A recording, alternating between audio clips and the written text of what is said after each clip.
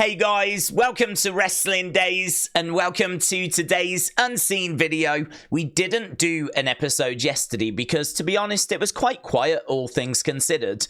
So I waited to see if there would be any news today. There was, but it was so big, we did a separate video. Obviously, we're talking about the Shane McMahon meeting up with Tony Khan news, which would have been perfect for Unseen, but it was a bit too big to wait. So I ended up doing a separate video on that. So there is some other stuff that happened today, little bits and bobs, and obviously we're getting closer to SummerSlam. So I don't know what's in the folders, right? We've got 2 days worth of stuff to get our teeth into. We're going to blast our way through the folders and have a look at what is in there. So let's start, shall we, with this. This is the Wyatt Sicks folder. So here we've got Shaden says, here's my theory. We know that Bray crosses out eyes on his victims, and it's true he did that in the Firefly Funhouse, right, on the wall, the pictures. What if we're paying homage to that by crossing out Dexter's third eye, the mind's eye? If the Wyatt Sicks were to break up, would Dexter be the first by choosing to see through his third eye? I don't know about that last bit. I mean, what I would say is I think that may be the reason as to why the X is on the forehead. The mind's eye is meant to be around the front of the brain. So having the X there is makes sense. The only thing I would say is that this could still be connected to Rob Zombie. It could still be connected to Kevin Sullivan, because the reason they put X's there could be for that reason as well. So I thought this was an interesting comment, and maybe explains why the X is in the position that it's in. But that could also be the reason why Kevin Sullivan had it there. It could also be the reason as to why Charles Manson had it there. It could also be a reason as to why Rob Zombie had it there. So this can still connect to those people as well. We did do a poll actually on Twitter to say, who do you think this is in homage to?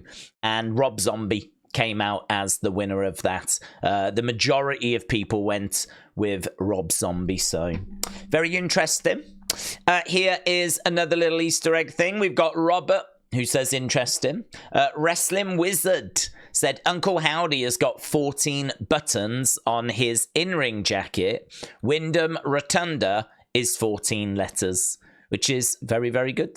People have also pointed out the 3 belts could be in relation to the 3 world titles that were won by Bray in his career. So, you know, there could be connections there. There may not be connections there. They could be Easter eggs. They may not be Easter eggs. But it's worth just knowing where the talking points are. So, very good. Dave said, check this out, it's wild. It's under Rob Zombie's old band, White Zombie.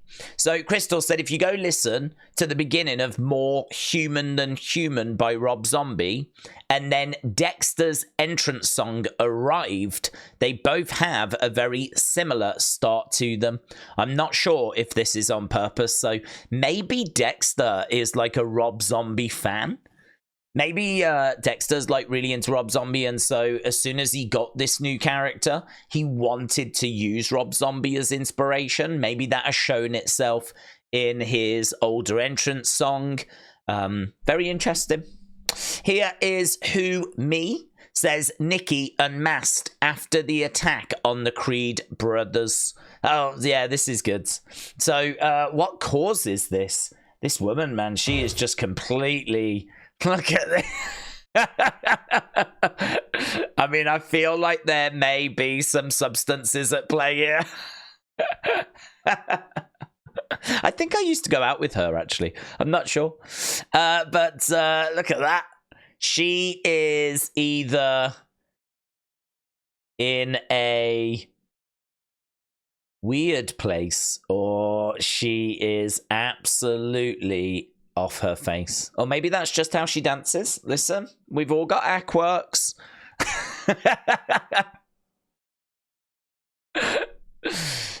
I mean, I don't look at her and think, oh, I'm going to go dance with that girl. But she would be great in the Wyatt Sicks as a tag partner for Nikki Cross. But I don't know what's going on there. So, yeah, I thought that was fun.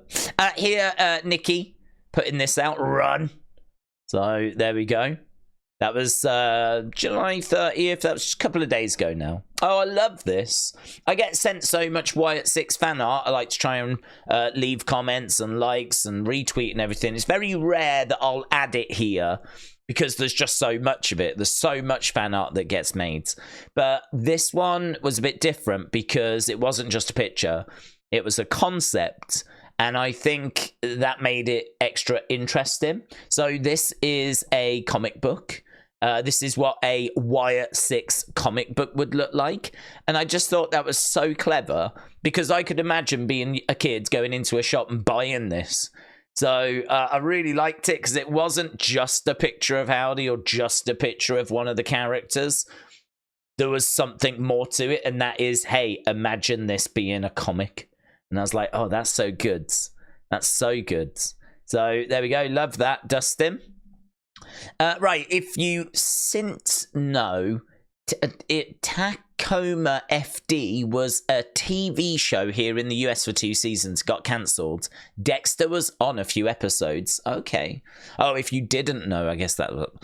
Rob said, poor guy lost his job with the Tacoma Fire Department and things just spiraled. So there he is. There he is on, what was it called? Tacoma FD TV show. And then there he is now. Look at that. So I never knew that. I didn't know he'd been in a TV show. So very, very cool. Yes. So I'm staying open-minded on this. I spoke about this the other day. Well, I found the picture I was talking about, right? So a lot of people are getting excited about this, right? And they could... right, have a reason to. I'm not going to be here and go, oh, there's nothing to this. I'm staying open-minded, right? I just think that as soon as I saw this, I knew I'd seen it before. And I was like, there's something not right here. I've seen this before. And it turns out I had from about 6 weeks ago, and there it is. It appears to be the same kind of stand, black stand, right? I don't know what these are used for, but it appears to be the same black stand. It appears to be about the same height, right? It appears to be the same size, like fills the whole, it's not like a little tiny thing, fills the whole width of the stand. To me, this is either the same or similar, right? And that's from 6 weeks ago. So, and this was behind Albert and Isla, right? Now, I don't know that this is actually indicating that these people are going to be targets, or if this is just permanently backstage, right? I don't know if they've used this before, previous, and now they've not kind of deleted it or painted over it, like erased it. So it's just kind of around. And so that means from time to time it is going to just pop up. And I don't know that it really is sending any message other than the Wyatt Sicks are around, right? Their presence is felt on Raw. I was making this point the other day. And so, again, it's nothing more than I'm just staying open-minded. Right now, I can't really be getting too excited or too carried away about Dakota and damage control and what does this mean, because I really think there's a chance that this is just backstage. I mean, I feel like that is it there behind Albert and Isla 6 weeks ago, and nothing came of Albert and Isla being attacked. So yeah, I'm open-minded. I'm staying open-minded on it, right? So I just wanted to show you this picture to show what I was talking about the other day. That was all. Right, Harry said, I'm sure you've seen this, but you can see Nikki taking a mask off. Now, I'm actually going to go the other way and say, I don't think you can, right? This is very good clip from Harry, so I appreciate it, Harry. The reason why we're just going to look at this is because this has been quite a bit of a talking point. Why did Nikki take her mask off? And did she land and then remove it? And all this kind of stuff. I don't think she has a mask on at any point, personally, right? So this is like the first frame that you see, And she's in the air. She's got her arms outstretched. There doesn't appear to be any mask in her hands, right? She just has got her hands out. I think most people that believe she's wearing a mask think she's got it on her face right here, right? So I don't think there's too much disagreement. So if we press play and just go forward a little bit. Now, she really comes down quite hard, actually. I mean, even like her face kind of goes boosh. But some people are thinking she's still got it on here. I don't think it's fallen off if she had it on, right? Again, if you skip forward, there's a little bit of smoke. Maybe could be covering over. But if you immediately cut the camera angle, boom, you can see the ring here. There's no mask. You can sort of see her hand. I do think she's got maybe some frills or something over her wrist, right? That's not a mask there. And again, if we just kind of skip forwards, not very ladylike, but, you know, we're just keeping an eye on the hands and on the mask. Now, her hand goes to her face. So this is where people think she takes the mask off, okay? So again, I don't think anyone thinks the mask has fallen off. I don't think anyone thinks that the mask is in the ring. I think the whole conversation has come from this bit here where she goes to her face, right? And then, so she jumps, lands, and then kind of goes to her face, maybe because she's just flipping face planted, right? So if we skip forward again, right? So here, right, you can see she's got a hand on her head. And so people, I've seen loads of people telling me this is the mask here. You can see right now she's not wearing the mask, okay? She's not wearing the mask there. So I think a lot of people have gone, wow, she kind of landed, took the mask off. But if we just skip forward again, it's her hands. There's her hands. And you can see this kind of frilly sleeve part right there. There's no mask. She hasn't thrown it or done anything like that. Again, that's definitely her hand. There's definitely no mask there. I'm going to try and go bit by bit. You can see there's no mask here that's not fallen off. No mask on her face.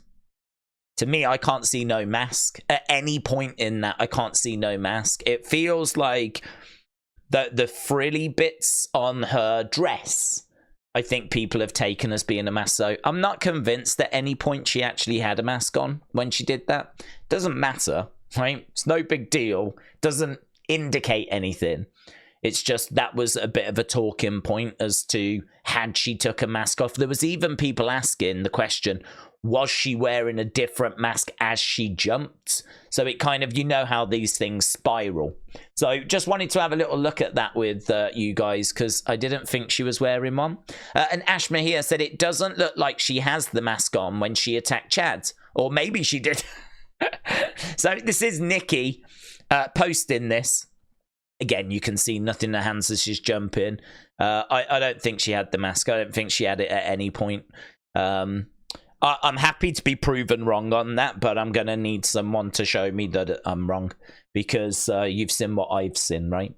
Yeah, there. It's a great shot, that, isn't it? That, I think, was one of the official WWE pictures that went up to WWE.com. It's just such a good image.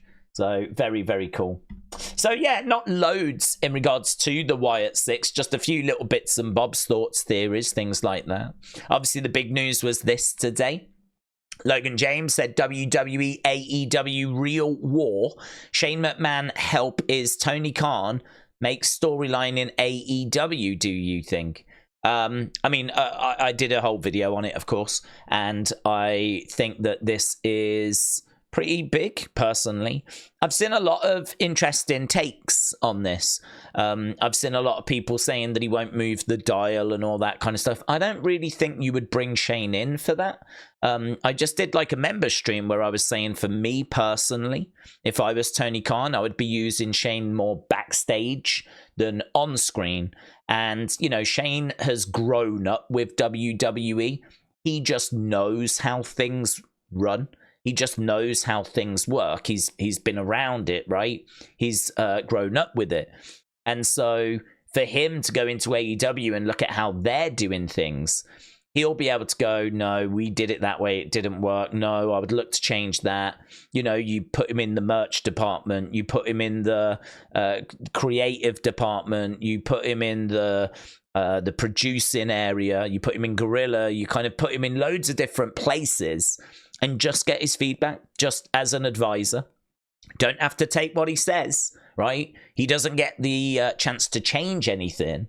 But what he does get the chance to do is sit down with Tony on a regular basis and kind of run through like the stuff that he's found and the things that he thinks are working, the things that he thinks should change. And then it's down to Tony to decide as to whether he wants to go in the direction that Shane is proposing, or if Tony thinks the way they're doing it is the right way, the better way. And so I would look to use him that way personally. I think Shane's not going to give you much on camera.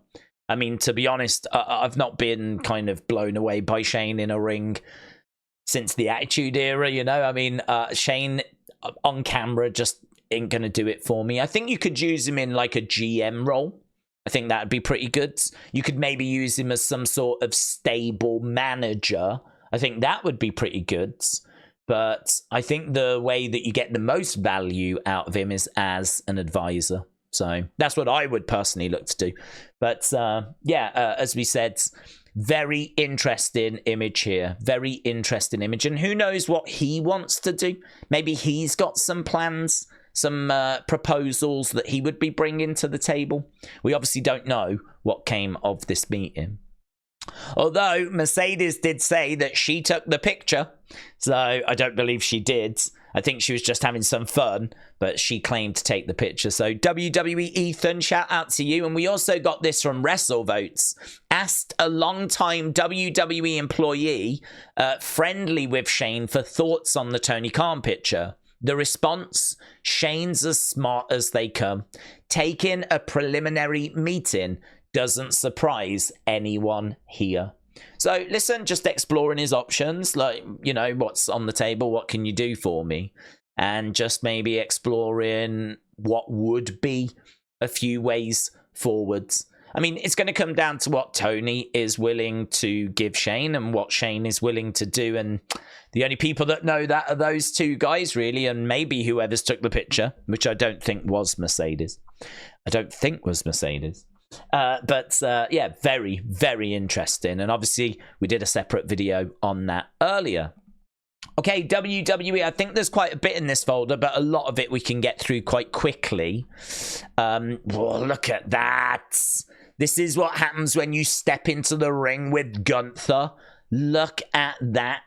Their match was really good. I don't know why. I don't know if it was the crowds, but it never quite got to the certain level some Gunther matches have reached for me.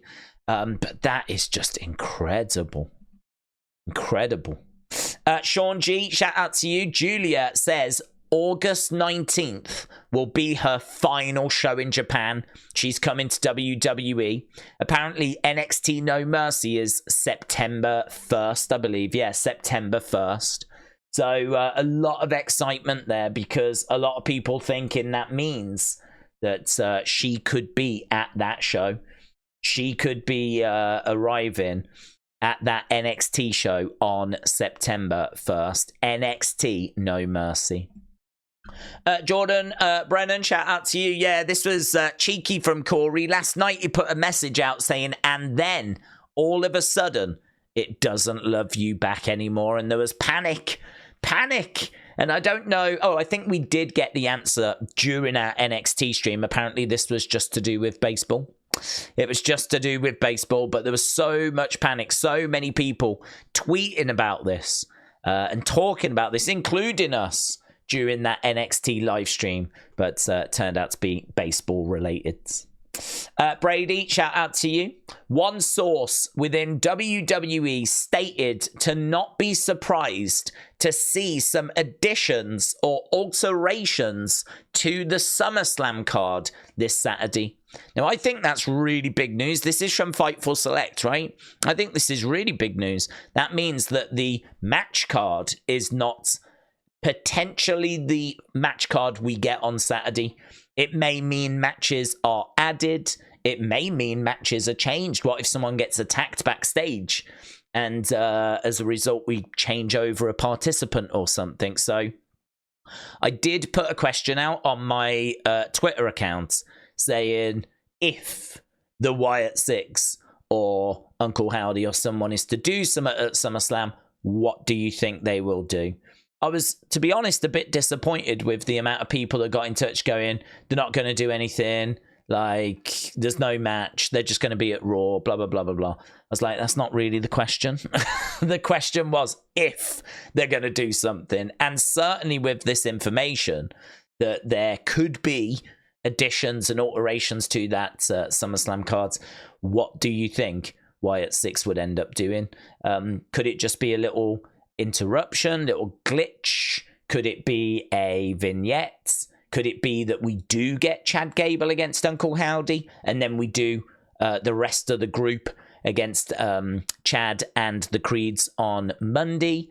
Like, what do people think? So that is up on Twitter now. You can leave your feedback. We'll be doing that opinion video for the second channel tomorrow. Right, here, Master Taker said, I bet Meltzer won't say a word unless it's a backhanded compliment. Raj Giri said Raw was #1 on cable last night in the 18 to 49 demo. It beat the Summer Olympics prime time on USA Network in total viewership. I mean, that's really good. And in the 18 to 49, their rating I thought was okay. It came out with a 1.4 something. So that's not bad. They've done that on USA Network, 1.4. So, I mean, it is more around 1.7 at the moment, so it's definitely dipped. But to still get a 1.4, because don't forget they're on Sci-Fi, which is not as big of a channel, right? At least I'm told that, right? Not as big of a channel. So, yeah, I think that the 1.4 is very good. And then to find out that it actually did well against the Olympics, which definitely had an impact. Very, very good. I don't know, or I don't think that NXT fared as well. I did see the number for that. We may have it later in this folder. Alex said, this is interesting. Yes, Raquel Rodriguez has put this out a few days ago, and we know that she's in a much better place now. There is a belief that she could be returning sometime soon, so we need to keep our eyes peeled for Raquel Rodriguez. But very interesting. Right, Roxanne mentioned Stephanie and Giulia. She did. So just a little backstage clip here of Roxanne following her victory. She gives credit to Thea. She said, this is the best women's division and I'm at the top of it. Doesn't matter if you're a Giulia or a Stephanie. Obviously, Stephanie Vacour.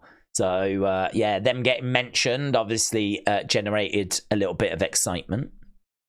Jesse Ventura says, and moments like this, it truly was an honor yesterday meeting the newest generation of superstars or wrestlers who are taking the show of shows into a very bright future.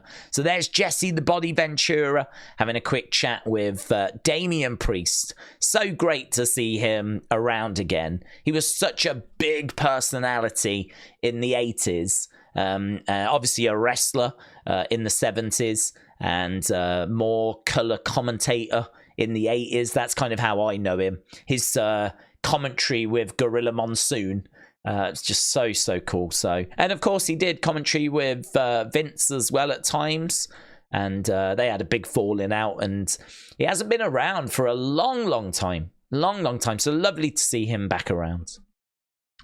Ludwig Kaiser says, get your priority pass for Bash in Berlin, courtesy of On Location Exp. Come and meet me in this exclusive pre-show hospitality event. So there we go. Pre-show hospitality with Ludwig Kaiser for Bash in Berlin. Jay Dono said, CM Punk says, never say never to the idea of leading another faction in WWE one day. That would be really fun. And considering how much he loves NXT, I've got to think they're probably going to go with a very NXT heavy group. So that would be very fun. So that could be an interesting storyline in the future for CM Punk. So he said, this isn't ballet. Go back to the dance club if you're going to cry. We told y'all we're here to break shiz and take over. So look at this. Busted nose on Katana Chance. They're following their encounter with the stud line. I don't know if that's their proper name. That's what Meechin calls them. So, yeah, I like this from Zoe. This was a bit weird. Seamus says, I love Butch after, I love Butch after, I love Butch after, I love Butch after. I mean, I don't really get all of this. And Butch Pete Dunne just responded with a smack of a shillelagh. So, yeah, I don't know. I don't know if this is Seamus saying that he loved Butch and he doesn't love Pete Dunne, maybe? Don't know. But either way, Pete Dunne wasn't messing around with his response. There's an image of him smacking Sheamus. And then just a lot of this that we can go through. So a lot of photo opportunities. On Friday, where is this? It's a Tower City Centre English Oak Room. Right? This is a SummerSlam photo experience. You can actually meet Tiffany Stratton if you're in the Cleveland area. 10:30. Bailey said, I'll be in line. Dominic Mysterio on Saturday at 12. Right? Bron Breakker, Sunday, August 4th. It's the SummerSlam store. Right? You can meet Bron Breakker. Undertaker and Undertaker and Kane. I mean, I don't know if these are ticketed, but oh my God. That's going to be mental. You can meet Undertaker, get a photo with oh my God. Or Undertaker and Kane. So that's Undertaker at 1:30. Both of them at 4. I've got to imagine you're going to need to get there early. You might need to get in queue now. And that's on Friday. Miz, Friday at 10:30. Rhea Ripley on Saturday at 10:30. LA Knight, Friday at 1:30. And we've got this SummerSlam store as well. Loads of merch. I don't even know what that is. Is that like a little box for your little belts? So there we go. Thursday, so it opens tomorrow. 10 till 7. Friday, 10 till midnight. Saturday, 10 till 7. And Sunday, 10 till 5. So the SummerSlam store, Tower City Centre. A Fanatics experience. Loads of merch, loads of meet and greet opportunities. There may be more than that as well. We do have Candice LeRae on Friday. So, oh, here we go. Wristbands are free, but a limited number of wristbands are available. So, there we go. It's a wristbanded event. And found this as well. This is a belt, which has got like a special strap that's all SummerSlam kind of themed. It's got SummerSlam side plates and a SummerSlam cloth bag, limited to 375. Not sure why that number. I don't know if that's something to do with Cleveland, but yeah, this is a limited edition undisputed championship belt, all based around Cleveland and SummerSlam. So very cool. And then, as I said, NXT not faring so well. Great American Bash 468. I mean, it's down on the 600-odd thousand they tend to get. It's just 468 just sounds low, doesn't it? The decline might have been percentage-wise similar to the decline on Raw. It's starting with a 4. Just makes it sound quite low. So, I mean, look, they're on Sci-Fi. They're up against the Olympics. It's going to be a challenging time.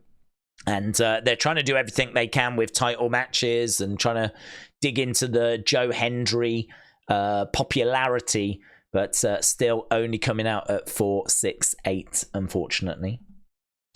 Right, that was WWE. Real Life Girlfriend is for Wrestling Escape Pods. Opinions is for the Opinions channel. So we've got these two left. So if we have a look at fun, see what little bit. Oh man, we got a few bits. Dazeter Lumis. Dazeter Lumis. Andy, shout out to you.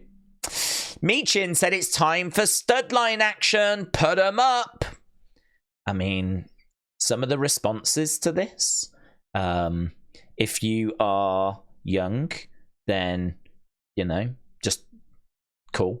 If you're a bit older, then you could have a look at these because there may be a bit more going on here. Yeah? Just saying. Just saying. I did see this and I was like, I don't look forward to having to explain this one.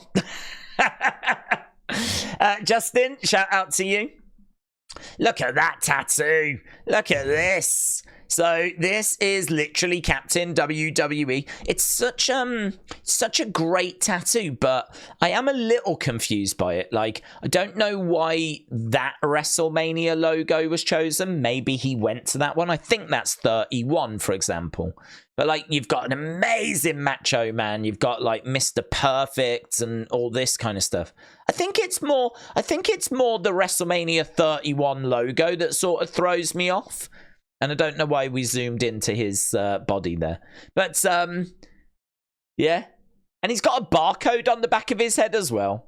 I mean, it is amazing. Like, the detail on, like, the Macho Man and Mr. Perfect and Undertaker. Amazing. And if he went to WrestleMania 31, that would make sense. I hope it's not a case that he's like, I want WrestleMania at the bottom, and they've just Googled it and they've just got WrestleMania 31's logo and gone, that'll do, you know? But then I don't know what you would have there. Instead, would you go WrestleMania 1 logo? I don't know what logo you would go for. And that looks like maybe a Wyatt one on his neck. And a WWE one up here. I mean, this guy is just, he is committed. He is absolutely committed. I think he's got it on both sides of his head. Amazing. It's amazing. Is that Owen? It might be Owen. It's amazing. I could look at that for ages. Right, Goldberg talking to Chris Van Vliet said, I knocked myself out before walking to the frickin' ring. I had forgotten my sequence to the ring. I'd forgotten my preparation. It had been so long. I had to put it away. I had to put it in a dark place in my mind. I didn't know what to do with it. I didn't know how to get ready for matches anymore. I headbutted the door right when they played my music to wrestle Taker, which was the most unbelievable opportunity ever, and I knocked myself out. So Goldberg talking about just part of what went wrong here, because this whole thing was a disaster. Yeah, this was pretty fun. So this is Logan showing him stealing people's finishing moves. Mr. Steal Yo Finish. So here he is performing various different moves, like the Gorilla Press Slam and the Splash, Eddie's Frog Splash, of course. We had the Hogan leg drop. Look at that phenomenal forearm. Mr. Steal Yo Finish. Here, so Wrestling World CC said Samantha Irvin was yeeting whilst introducing Jey Uso, and Samantha just corrected them, said this was actually during a commercial break fan cam, but still, yeets. So she's just saying this wasn't actually during me introducing Jey. This was during a commercial break. But there we go. That is her yeeting and having fun with the crowds. Right, Lee, shout out to you. We've got another of these videos, and I'll talk you through it because it's nearly 3 minutes long. This time, they're not going to try an RKO, Randy. They're going to take on board the advice that was given to them by Kevin Owens, which is don't shout as you're trying to deliver an RKO out of nowhere. Don't scream RKO out of nowhere. So what they do is a good old-fashioned training montage, right? Where literally Johnny is by... They're showing where it's gone wrong. And then here's Johnny by the doll as Tommaso goes running over and he yells RKO out of nowhere. Every time he yells, Johnny moves the dummy out the way. He's like, no, you can't do that. And so we're just going through the process of Ciampa kind of becoming a bit more stealth-like. And then right at the end, He tries to deliver an RKO on this person. Actually don't know who that is, and he does it. He does it. You did it. You did it. You got him. He might be dead. Might be dead. But hey, you got him. You RKO'd him. Smart. Well, there we go. So is he ready now for Randy Orton? Next week's could be really interesting. All this that he's learned, all this training he's done. Can he RKO Randy next week? WWE Ethan, shout out to you. So Kathy Kelly said she rewatched Raw just to see Maxine Dupree slap Chad Gable again. And Ethan said, I did too. And then we've got this. This is a bit of footage from Call of Duty. And you know, I made a joke on Twitter because all throughout this thing, every time they go for a move, Michael Cole commentates it. And I'm like, he's calling more moves here than what we see on Raw. Like, during that bit is like wheelbarrow into bulldog.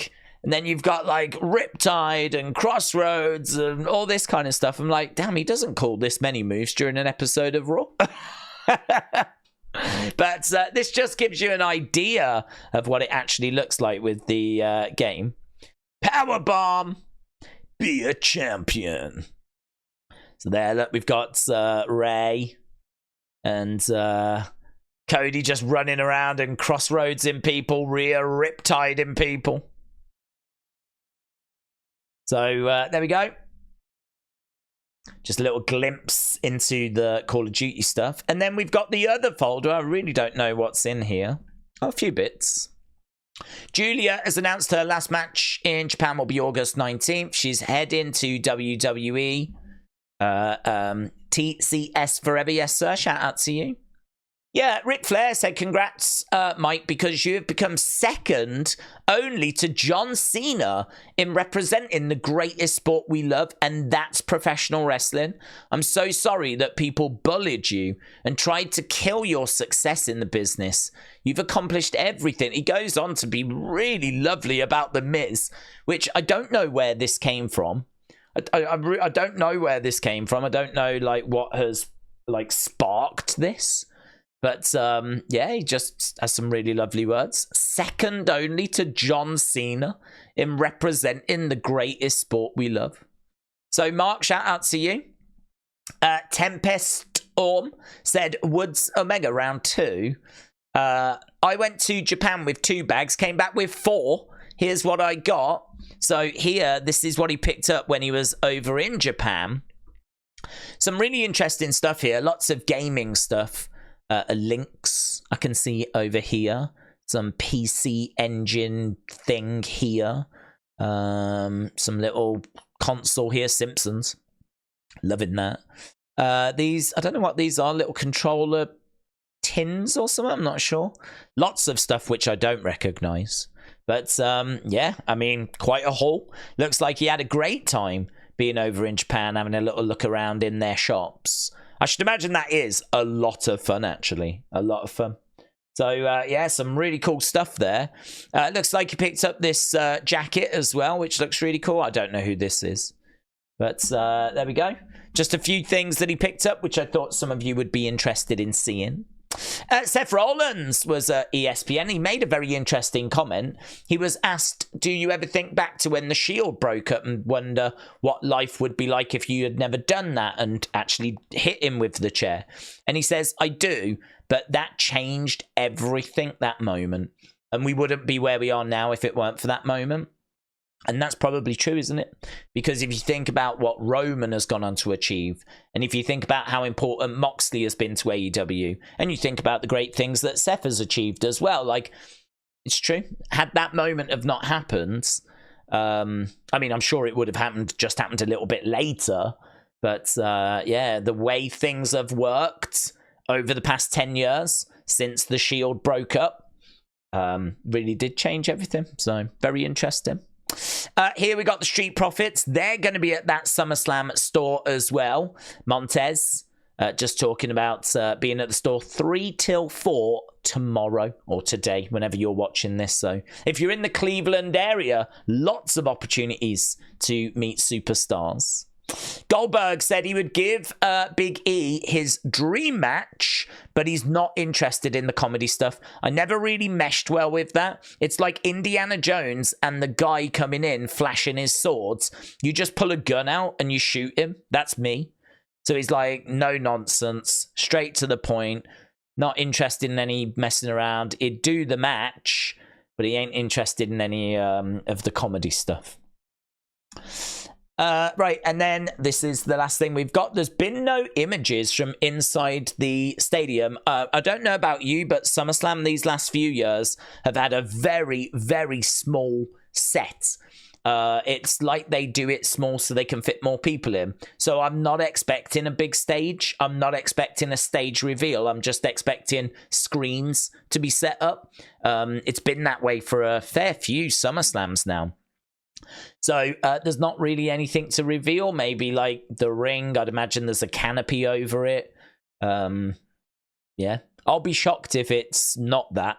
That would be interesting. But yeah, no kind of pictures from inside or anything to show. But we do have these banners on the outside. So there's Damian, Gunther. There's Cody. There's Logan. So they have gone up outside the stadium. But other than that, that's it.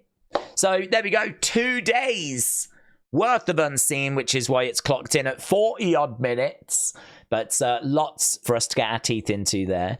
Hopefully tomorrow we get really on the road to SummerSlam. We get a lot more SummerSlam stuff to get our teeth into. But there we go. Hope you enjoyed this bumper episode. Yeah, as we said, well on the road towards SummerSlam. We'll be live on Friday. We'll be live on Saturday. We'll be live hours before the kickoff shows. Certainly on Saturday. And yeah, I'll have another Unseen for you tomorrow. Hopefully with a little bit more SummerSlam action as we get closer to the show. Thanks a lot for watching. Bye for now.